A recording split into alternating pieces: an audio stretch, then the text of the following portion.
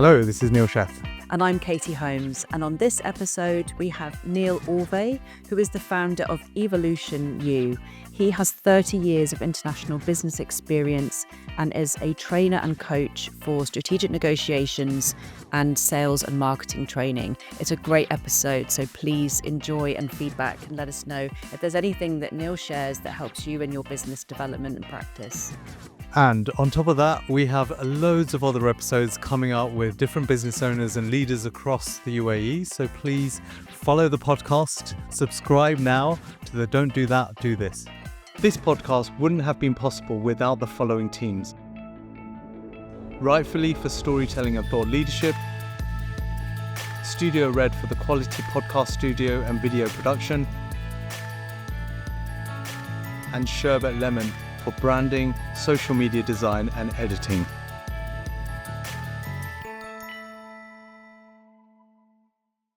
Neil, thank you so much for joining us on the podcast for this episode. We've talked about this for a long time now, so it's great to have you on the show. You've got a very busy travel schedule, but you're here in Dubai and we're delighted that you're spending some time with us for this episode. Thank you very much for having me, Katie. Yeah, great to have you, Neil. And we're going to be saying a lot of Neils in this podcast. We are. Have you ever had two Neils before? No. Okay. Neil 1, Neil 2. Yeah. Well, I'm older, so I need to be Neil 1. Okay. All right. And you're the guest. We'll Negotiation give you that. out from the start. Yeah. However, post-editing, we might change it. No, I'm just kidding. So, funny enough, we met at a British Chamber event probably within the last year for the first time. Yeah. And then we were sitting at this round table, and I said, "Hey Neil, what do you do?" And you said, "I help with persuasion and negotiation." And my first question to you was, have you heard of a guy called Robert Cialdini, who has wrote 2 really amazing books? And for listeners that haven't heard of him or read his books, read his books. I think the first one's Influence. The one that made him famous is Influence, Yeah. the Power of Persuasion, and then more recently he did Persuasion, which is a heavier read, but it's a good read. It's a very good read. And your response to that question was, "I've met him, I've been trained by him," and over to you. Tell us more. Yeah, so Cialdini's based in Arizona. He's the sort of like the professor that runs the psychology department at State University of Arizona. I don't know if he's still doing it because he's 80 years old now, but I flew over there in 2011 and I studied with him. And I have a very old grainy photo because resolution on phones wasn't so good back in 2011, so the photo's not very good. But I did meet him. He's, I think, an amazing thinker. His nickname is the Godfather of Persuasion. That probably comes from his Italian roots because he's an Italian-American. And yeah, anybody that hasn't read his stuff, I recommend it because it's about the 6 underlying principles that govern why we say yes or no. So this applies to everybody. And it's not just a business thing. It's relevant in your personal life. It's relevant in your social life. Tell us a little bit about your background, what led you to now the position that you're in and advising so many companies and individuals on persuasion and negotiation. Tell us how that started. It certainly wasn't planned. You know, we all have our own plans and then life takes over. So my professional background is investment banking. So I went straight from university in London to the capital markets. I was a bond dealer. I worked in London, Sydney, Singapore and Hong Kong all the time in banking. But I quit banking 21 years ago, got involved in different businesses, wanted to be an entrepreneur. I got involved in the spa and wellness sector, and I still have an interest in that. I got involved in telephony software, and somewhere along the line I started studying psychology just for my own interest. And my first step in psychology was with Neuro Linguistic Programming, NLP, which was developed over 50 years ago by 2 American guys, Bandler and Grinder.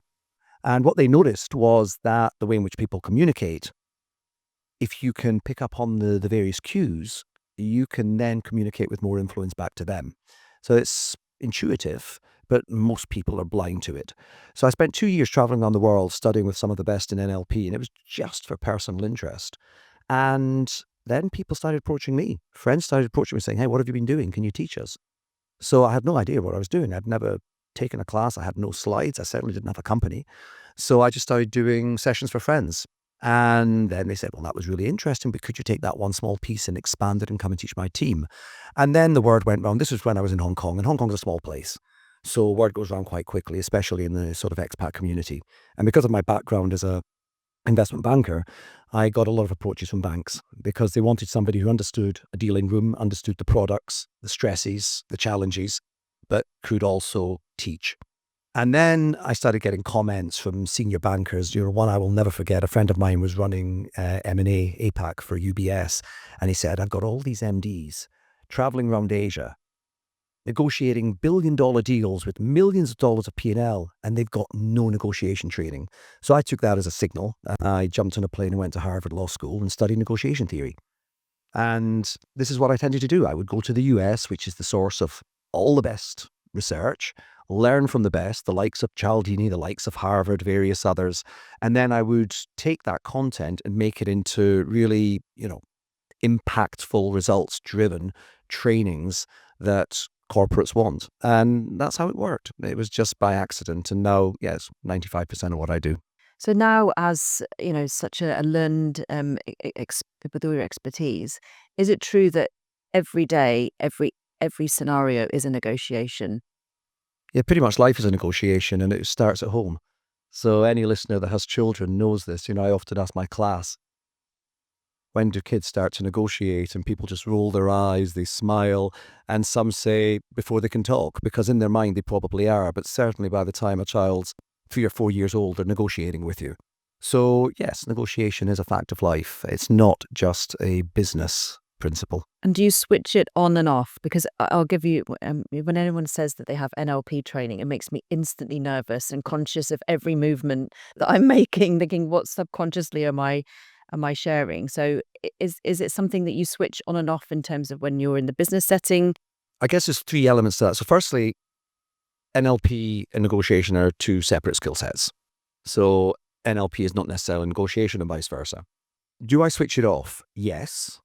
However, there's a level of unconscious competence. So what I mean by unconscious competence is when you do things without thinking about it. So if you learn something for long enough, you do it naturally. So if you drive a car and you've been driving a car for 10 years, you don't need to think about looking in the mirror or when you change gear. It's natural. So unconscious competence is when you just do it. So am I doing elements of NLP or negotiation theory without thinking about it? Yes, because I've been doing it a long time. But then you've got the conscious competence, i.e. when you have to think about what you're doing to make sure you do it right. So that's when you would switch it on. And then, of course, there's times that you don't need any of this. Yeah. So earlier you touched on the 6 principles of persuasion. Could you, for the listeners, just run through them really quickly and then give us an example where you could apply this in business? Sure. So the first thing I'll just say is that the 6 principles of persuasion are not negotiation theory. They are a fantastic complement to negotiation theory. And yes, they can be used in negotiation. But if a client asks me for negotiation training, I'm not teaching Cialdini's content. Got it. Cialdini's content is very specific. It's around persuasion and influence. So it's an add-on, but it's not actually what I would call pure negotiation theory. But back to your question. So the 6 principles are reciprocity, consistency, consensus, liking, authority, and scarcity. They're the 6 original ones. Now, many years later, in the book Persuasion that you mentioned, Neil, he introduces a 7th, which he calls unity. Okay? So there are now 7, though I tend to focus on the original 6. Nice. And just switching so I like the way you've just split persuasion and negotiation. Makes perfect sense. So I lean on you live here to say, help. How do you negotiate with kids? Or I guess we don't, from a business standpoint, you're negotiating with business and people in business for a particular goal, right? And then there's negotiating at home with kids, which I guess isn't really business sense, but it's to try and move forward and convince, influence. So there's a bit of the persuasion. So how do you do that at home? Is this when your NLP is on? Negotiating with partners, with children, is more difficult than negotiating in business because the emotions tend to rise to the surface a lot more quickly. Whereas in business, we know there's a line in the sand that we can't cross. People won't take it. And we tend to be, let's use the word, more professional. I have a 12-year-old. I also have a 19-year-old, but let's focus on the 12-year-old. She is a force of nature when it comes to negotiation. I don't know where she gets it from. Maybe her mother, certainly not me, because I'm pretty easygoing when it comes to negotiation. And I was mentioning this when we were having a coffee before we started the podcast. She negotiates so hard. This 12-year-old, she's been doing this since she was 7 or 8. And her technique is that she will keep pushing you until you finally relent. And when you relent, she doubles up. She doesn't just take the win, she then doubles up. And my wife and I look at each other and she's just like, where did she get this from? Is there a superpower here we can harness for her future? Or is she just going to upset everybody she deals with? And the challenge, I think, it's not just with children, but it's also with, once again, your spouse, your husband, your wife, is that emotions come into it within the household. And I find this. So where I think it's a fair negotiation, suddenly emotions rise up to the surface, and what would normally be a logical, rational process becomes an emotionally driven process. And then everything we've learned at Harvard Law School or wherever it might be is off the table. So it is very different, the degree to which emotions impact negotiation when you're dealing with personal versus business. Yeah. Is hierarchy quite key in that, though, for business and personal? So, for example, as a parent or as a manager, you always feel like you need to end on top. So in a negotiation where even when you have that, well, in fact, you answer it, I think you know where I'm going at. Yeah, my first question to you, I'm going to answer a question with a question, which I know is not a good thing to do, is how long have we got? Because this alone can take up the whole podcast. The second you ask about hierarchy, you are opening the discussion to culture, because hierarchy is a function of culture. And we are sitting here in Dubai, in the Middle East, which is a very hierarchical culture. And people will not challenge those above them in terms of hierarchy. The same goes for Asia. I lived in Asia for 25 years, and Asian culture is very hierarchical. There are exceptions to this, but generally speaking, it's very hierarchical. Now, if you move west, you will find a 21-year-old grad challenging the MD and encouraged to do so, because this is how we identify our future leaders. So hierarchy has an enormous impact on the way people negotiate. And a lot of that comes down to culture. But then when we talk about culture, are we talking about culture as in DNA, what is the bloodline, or are we talking about corporate culture? Because that's a huge difference. I was in Antalya just 2 weeks ago running an offsite for a Dutch recruitment company. Now, this is a multinational. They've got offices in, I think, 17 different countries. We had people flying in from 4 continents, but the overall corporate DNA is very Dutch, despite the fact they've got people from Africa, from the Middle East, from Central America, which are all hierarchical cultures. However, the DNA is Dutch, and Dutch is a consensus-driven culture, one of the world's most consensus-driven cultures. So everybody is encouraged to speak up. Everybody is given a voice. Now, it takes time for somebody, for example, coming from Mexico or from Kenya to realize that they can challenge the boss. But that's a corporate culture. So, the minute we talk about hierarchy and culture, we open up an absolute can of worms. It's fascinating, but it's probably a separate podcast. Okay. So if hierarchy, we can do that another time. Do you like the upsell there? Yeah, exactly. What other key kind of trigger words then would mean a whole podcast in itself then? What are the key words that people should be thinking about when they're entering into a negotiation that could potentially send anybody off balance? Okay, so trigger words. If we're talking about negotiation, it is a huge, huge field. I do a negotiation 101 workshop, which takes a day. A day is nothing on negotiation. People say, can you do 2 hours? Yes, but you're not going to learn much.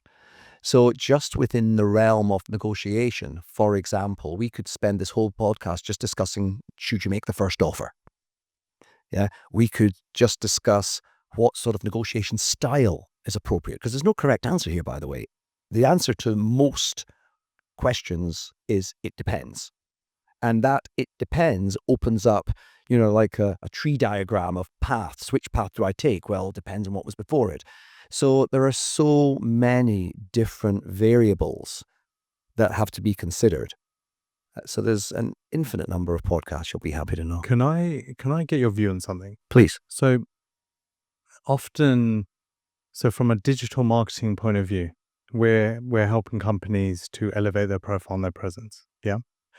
And often they're negotiating, and what they're putting out there online or in person, or like you just said, do you make the first offer? They've lost the ability to persuade. So they've lost the negotiation before the negotiation starts in the way they've positioned. And this is just a personal view. If you're positioning yourself, let's say as let's go a really easy example, like a service-based business where you're selling your mind, your brain, consulting, coaching, right? It could be an agency, it could be services, and those services and the value is based on that individual and what they bring. And then if you break that apart, it's how they present themselves online. It's all the assets, it's everything the potential client sees before starting the negotiation. Yeah. Yeah. So my view is, and I'd love to get your view on this, my view is if you've lost it there, you're going into a downward negotiation battle because they already view you down here. It's just like when people go looking for another job and they're seeing 100 CVs and they compare you on a CV, whereas when we get a portfolio or a link to Instagram and they're doing amazing work and we're trying to hire a video editor, suddenly when they're in the room, that negotiation's already starting high up there. Yeah. Views on that? It's a great question. Many ways to answer it. So let's go back to Cialdini and talk about what he calls a principle of contrast. So any two things which are sequential, it is just a fact that your opinion or perception of the second one will be impacted by the first. So if I give you a simple example, and it's a true story. Many years ago when I was living in Hong Kong, I was invited by one of the private banks to their year-end sort of economic projections for the following year. And there were two economists that were going to speak. One was speaking about GDP projections, and the other was talking about FX projections, foreign exchange. You'd probably agree that neither of these have got a particularly exciting subject relative to the other. They're both equally sort of, boring subjects. But the way each of these economists delivered their content was night and day. Now, I'm not just saying this because I'm Scottish, but this is true. The Scottish economist was brilliant, and the English economist was just like paint drying, boring. The Scottish economist, for example, he put up a chart of Japanese consumer spending. And there was a huge spike in July. And he asked the audience, why do you think there's this spike in Japanese consumer spending in July? And nobody knows the answer, of course. And he said, well, let me tell you, our CEO is in the audience today. And the CEO was sitting in the front row. And everybody sort of gives him a little clap. I said, did you know our CEO got married last year in Japan in July? And he earned so much money and spent so much on his wedding that it did this to Japanese consumer spending. Now, of course, it's a joke. The CEO hadn't even got married, right? But everybody laughs. Now he's got people's attention and he can tell them the real reason for the spike in July consumer spending.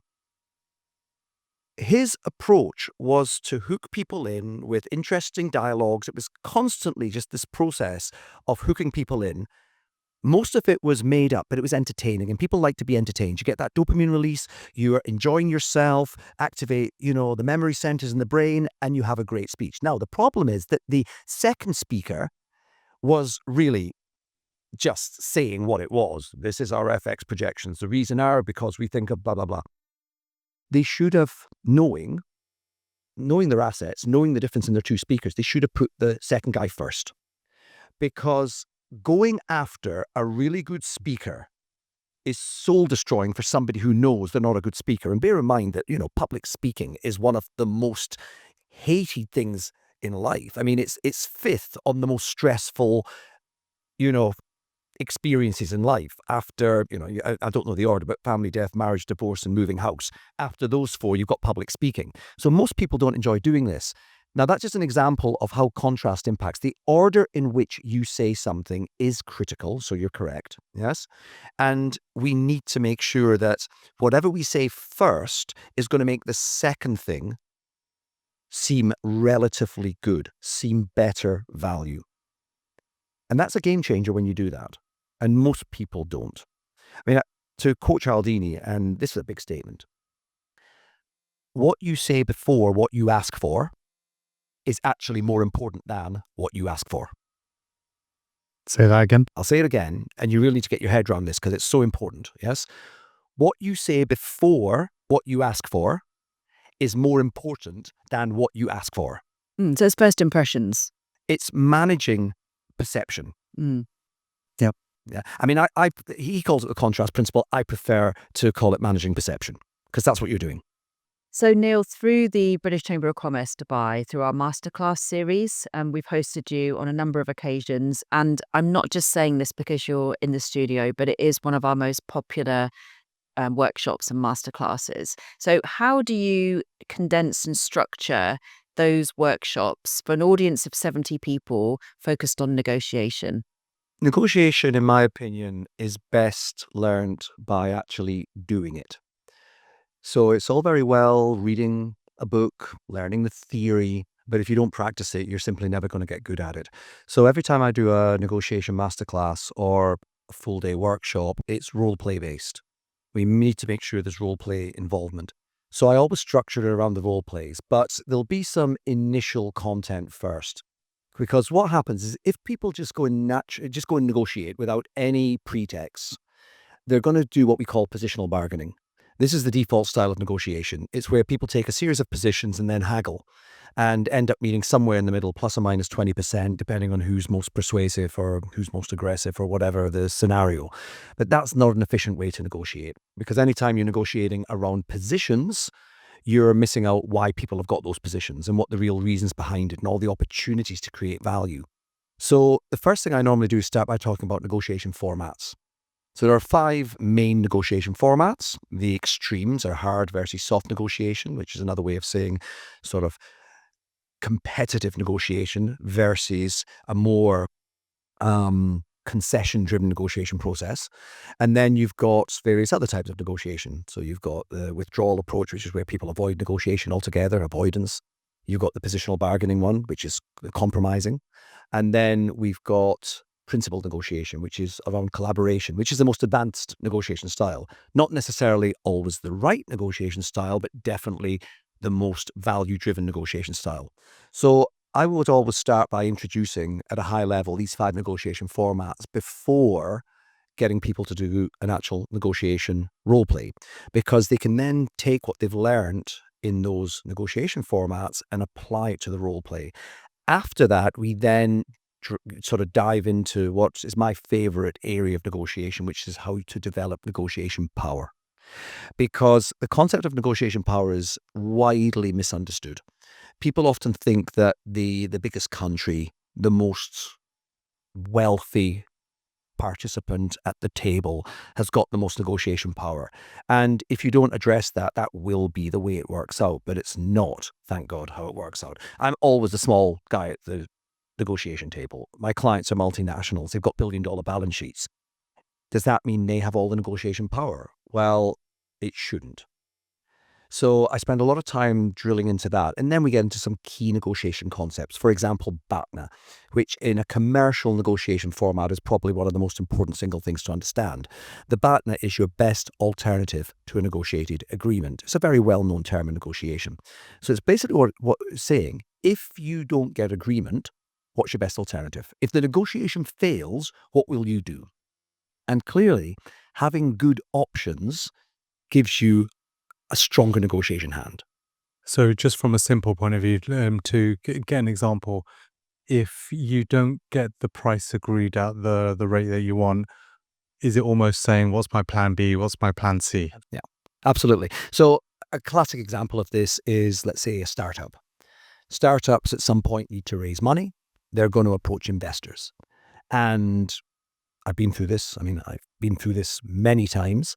Investors, especially professional investors, they will ask you, if you don't get the funding, what are you going to do? And you can't simply look at them and say, if I've got no other options, because then they can take whatever value they want. You have to have a plan B. And even if you don't have a plan B, you need to make them believe you've got a plan B. What is your plan B? Can you bootstrap your business from existing cash flows? Can you get debt financing? Can you do a call on existing shareholders? You need to have your plan B, plan C, plan D. And that's how you balance the negotiation. The term you use, negotiating power. So that's how you take some of that negotiating power back. One of them, yes. And it's an important part. So that's the negotiation power comes from the ability to walk away. That's really where it comes from. It doesn't matter how big your client is. If you have got other options which are as attractive, and I'm not just talking about money here, the other option may not pay you as much, but it may take less time, allowing you to allocate more time to doing something else. Or it may give you better exposure, giving you more long-term potential. So when you look at that whole package of variables, if you've got another option that you can take, it gives you a much better hand in front of that party who thinks they've got the negotiation power. So the ability to walk away is the single most important thing in developing negotiation power. With your international experience, of which that is vast, now based in Dubai for the last 4 years now. 4 years, Time my flies. goodness. What was your steepest learning curve in terms of business in Dubai versus elsewhere? Oh, wow. I hope I don't upset anybody with this, but I'll answer the question truthfully. The biggest challenge I had moving here was very much cultural, because I'd lived in Asia 25 years. I consider myself an expert in Asian culture. I've dealt with every single major Asian economy, and I understand how people work. Obviously, I am European, so I've got a very good understanding of how people work in Europe, but I'd never worked in the Arab world. And people in the Arab world will say yes, and then nothing happens. And this is a fact, right? It's everybody experiences this. And for the first year, I was literally hitting my head against the wall. Okay. What is the matter? Do people not like me? Why are they saying they'll do something, then I never hear from them again? And as I got to understand the culture, I realized that in Arab culture, honor is very important. And people are very polite. Nobody wants to say no to your face. So people will say yes and normally follow up with inshallah. And what that's come to mean, it seems, and once again, I don't want to offend anybody, is yes, with God's will, it will happen. Which basically means maybe it will, maybe it won't happen. Because the most important variable is really, do we have a relationship? And relationships in this part of the world are the most important thing. I know every culture says relationships are important, but nowhere is like the Arab world when it comes to the importance of relationships. And if you put yourself, let's say, in a local shoes here, Dubai is so transient. There are so many foreigners here. Many don't last the course. They're gone within 2 years. So why would you invest time in somebody you don't know if they're still going to be around? It takes time to build those relationships. And the only way to really fast track that, and I may be missing something here, please tell me if I am, because you've got more experience in this region than I have, is you need to have a relationship with somebody who has the wasta, with the person that you want to deal with, because that's what's going to open the door for you. I do not even try to get into a local entity here if I don't have the right introduction, because I know I'm wasting my time. No, I think it's very Yeah. it's true, and it's also, I see it as a positive, because like you say, it's not a yes or a no kind of definite. It's an open door to then say, please prove yourself. It's an invitation for you to gain the credibility, to prove your connections, and as you say, the stakeholder management relationships, being in country, are so important. And that would definitely be, for anyone listening that's new to the UAE or thinking about the UAE, the kind of boots on the ground is really, really important. And as you've proven. So thank you for that honest experience. Well, I just want to pick up on something you said there, Katie. it is a positive because once you've invested that time and you're in, you're in. Yes. And it's also, if you will, it's a wall for others to try and take your relationship from you. So I think it's a good thing. It's just you need to stay around and you need to invest the time in the relationship. And as long as you do that and people see that you really are serious and you care, everything will come to you. I think the being genuine in relationships and not expecting, like attending a British Chamber event and starting the relationship there, but often actually meeting that same person 2 or 3 times outside for a coffee at the event again. It's going deeper in that relationship, isn't it? Sure. And even further. So outside of building relationships and negotiation power, you mentioned one technique, which is having a plan B, having plan C. What other 2 or 3 things can a business do to elevate their negotiation power? What can they do? Yeah. Well, they need to get training in it. Yeah. Yes, and I'm not. Know a trainer? There's plenty of platforms. So start by reading some good books. Read something like Negotiation Genius, which is a fantastic book written by Deepak Malhotra, one of the Harvard professors. Negotiating the Impossible, another Harvard professor wrote that book. The most quoted negotiation book out there nowadays, without a shadow of a doubt, is Never Split the Difference by Chris Voss, who's an ex-FBI negotiator. Excellent book. However, it's about hostage negotiation. So you maybe need to be careful how you apply some of those principles into business. I've met Chris Voss. He's a fantastic speaker. He now lectures at Harvard. He's very, very focused on how you use empathy in negotiation, which is absolutely the right thing to do. So a lot of his, his teachings and the work he does now is very much corporate focused because obviously he's outside of the hostage space now. So there's a lot of great podcasts, great learning sources there. My biggest advice to anybody who wants to get better at negotiation is learn about it, read about it, study it, follow some of the leading voices on this. I've mentioned some just now. And, ultimately get training, have people simulate negotiation scenarios and have somebody who understands negotiation theory and can spot which techniques are being used and are not being used. I mean, for example, let's talk about questioning, okay? Negotiation is an information game. There's a famous quote from Benjamin Franklin: by failing to prepare, you're preparing to fail. Everybody's heard this quote. And if you don't prepare well, you will lose territory to the person who has prepared well. Okay. And when it comes to information, because negotiation is an information game, I'll say that again. There are 3 types of information. If we just break this down very simply, there's what you know, what you don't know, and what you think you know. Now, people don't ask questions about what they know because, hey, I know it already. People focus on what they don't know. Okay, I don't know this. I don't know, how many units they sell a month. I don't know which markets they're looking to expand into. I don't know what their target growth rate is for 2026 or whatever the case may be. So these are questions that you ask because you don't know. But then you've got this huge area of assumptions. And this is where people make a big mistake. They don't challenge their assumptions. So they go into the negotiation thinking that their assumptions are right. And they don't really ask questions to flush out whether they're right or wrong. And I'll tell you where this is the biggest problem. When you're senior, when you've got 20 years experience and you've seen it and you've done it before, you assume your assumptions are correct. And if something's changed, and very often that is the case, you're going to leave a lot of value on the table.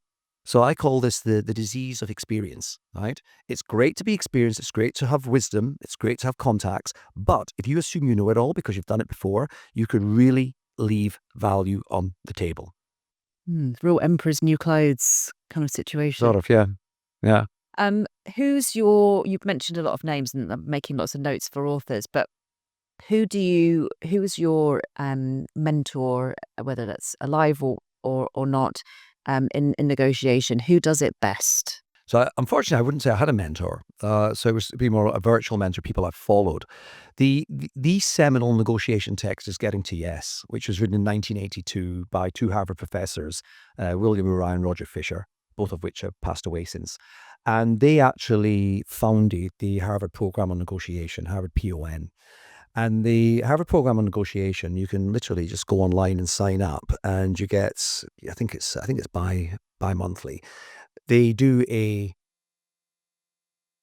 brochure, a handout, on the latest in negotiation theory, but also negotiation case studies. And the case studies are what fascinate me because they're real life. Many of them are political, but also many of them are business. So, for example, many of the listeners probably are not aware of how Facebook, now Meta, took over WhatsApp. It's a very, very interesting story. So initially, Mark Zuckerberg approached the founder of WhatsApp, who, if I'm not mistaken, was a Ukrainian immigrant in the US, and he offered him $4 billion to buy WhatsApp. And this guy said no. Imagine turning down $4 billion because he didn't want WhatsApp to become a commercial platform that had advertising. Imagine turning down $4 billion because he had such a strong principle. So Zuckerberg then did something which is very un-Zuckerbergish. I don't know if that's a real word, but you'll follow what I'm saying. You coined it on the Don't Do That, Do This podcast. Great, excellent. So Zuckerberg then did a 18-month charm offensive. He got to know the guy, invited the family for barbecues. They went on picnics together, bike riding. I'm being serious. This is what they did. 18 months. And after 18 months, the WhatsApp guy trusted Zuckerberg's word that he wouldn't make it ad sharing platform, and he sold him WhatsApp, but not for $4 billion, for $19 billion. So it was a pretty good 18 months of picnics, very profitable, about $1 billion a month. Yes. The point here is that there was a process which was very much about building relationships, which allowed the deal to be negotiated successfully, but that came from the Harvard PON monthly or bi-monthly publications. So to answer your question, maybe where my influence is, it's very much around Harvard research, which is accessible to anybody if you sign up for it. And hasn't WhatsApp just announced they're going to turn on ads? Is that Quite true? interesting, Okay, yeah. well, that's interesting, isn't it? Quite recently. Okay. Is there one or two things, like from a small business point of view, that you see happening all the time with small businesses when it comes to negotiating? Is there like one thing that they could just fix? Listening to this podcast, they're gonna. I know I'm putting you on the spot, but No, you've got a very strong yes. So, and it's not just small businesses; it's everybody. okay, it's people representing multinationals. They undervalue their hand and they give away too much value. So they take what we call the soft negotiation stance. That's back to one of the formats. okay. So they're worried that they're going to lose the deal and they give away too much value. I mean, to quote one of my clients, can you help my team stop dropping their pants? I love that. That's honestly what one of my banking clients said. No, we use that phrase all the time in our business. We actually, I said this to a client. It's really funny. 3 weeks ago, we had a client and he said, "You've given me the packages. I want this basically top package, but for the bottom price." And the first thing that came out of my mouth was, "We're not in the business of dropping our pants." Very good. And he just started laughing. And we I guess the negotiation power came back. So what do you mean by... Did you close the deal at the higher price? We went just slightly below, Okay. but towards there as opposed to Excellent. right at the bottom. Can I just say one thing? Injecting humor into the negotiation process is strategic and it is appropriate. It works every time. It does, because it sort of makes the atmosphere a bit lighter. Yes. You know, I once had a guy, I mentioned at the beginning that I've been in the spa business for over 20 years. I used to have a medi-spa in Hong Kong, which is a spa with a doctor. And the long story short, I was in the process of selling it. The doctor wanted to partner up with with a company that had multiple medi-spas. And the CEO of this medi-spa group arranged to meet with me. And he sat there and he leaned back and he said, "Okay, look, I'll take it off your hands." And I said, "Well, what does that mean?" He said, "Well, I'm not paying you anything for it because, it's not really making any money. So I'll just take it off your hands." Now, just to give you context, the spa had been going 2 years. It was probably about break even. It had 950 clients on the book, so it had been built up. We had about $300,000 of equipment in the spa, and we had a lease with a fit out. So there was a value. I'm not saying it was worth a lot of money, but there was a value. And I looked at him and I laughed. And I said, "Do people actually fall for this?" And he laughed and he said, "You'll be amazed what people fall for. What do you actually want for it?" Then we had a proper discussion. Yes, people will try it on. Now, if we take this back to negotiation terminology, this isn't BATNA. This is something called ZOPA, Zone of Possible Agreement. And the zone of possible agreement is a theoretical concept which does exist in reality. It's a range between which a deal can happen. And if you don't have a ZOPA, by definition, no deal can happen. If there's no zone of possible agreement, there is no agreement. It's better just to shake hands, stay friends, and not waste time negotiating. However, one of the problems is people often try to play the psychological game, because negotiation is a psychological game, and they try to shift the perception of the ZOPA. So what this guy had done was he tried to say, well, I'm not going to pay you anything for it. Now, of course, I was never going to accept zero. So a price of zero would mean we're outside of my ZOPA. He tried to shift my perception of the ZOPA lower so that he could then get into that ZOPA. And one of our jobs as negotiators is to recognize that when somebody else takes that position, i.e. makes a first offer, it is an attempted anchor. It's a psychological anchor, trying to shift the ZOPA. I remember an anecdote that you shared. I'll try and remember as many keywords as possible to prompt you, but it was around finding the pain point, understanding the size of the prize of the We're client. going back to Cialdini now. Okay. Is that negotiation still, though? Well, yeah, everything that we spoke about earlier with Cialdini can be used in negotiation, but it's not negotiation theory. But the concept of pain point is very, very valid. So any client will have what's important to them. And for example, I'm a corporate trainer. So I go into a client and I want to sell training. Well, believe it or not, unfortunately for me, the most important thing on that head of sales or head of operations mind or team leader's mind is not training. It's hitting their KPIs, whatever they may be. So what you need to do is understand what those KPIs are and then relate what you're going to offer to those KPIs. So that's what we mean by find the pain point. Now, technically, it's not Cialdini because I made that up.